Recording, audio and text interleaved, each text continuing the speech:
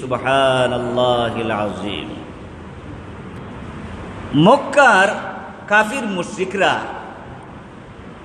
প্রিয় নবী সাল্লাল্লাহু আলাইহি ওয়াসাল্লামকে প্রশ্ন করল, হে মুহাম্মদ, তুমি তো বলো তোমার আল্লাহকে সেজদা করতে, তুমি তো বলো তোমার আল্লাহকে রুকু করতে, তুমি তো বলো তোমার আল্লাহর গোলামি করতে, তুমি তো বলো তোমার আল্লাহর প্রশংসা করতে, তাহলে বলো তো তোমার মালিক ও মওলার নাম কি? কি প্রশ্ন করলো? তোমার মালিক ও মওলার জাতি নাম কি? জাতি নাম কি?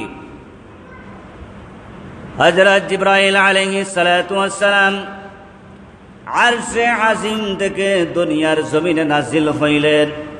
নাজিল হয়ে বললেন, ইয়া রাসূলুল্লাহ, ইয়া হাবিবাল্লাহ, এই কাফির মুশরিকদের প্রশ্নের উত্তরে আপনি বলুন, ইন্নানি আনাল্লাহু লা ইলাহা ইল্লা আনা ফা'বুদনি ওয়া আকিমিস সালাতা লিযিকরি।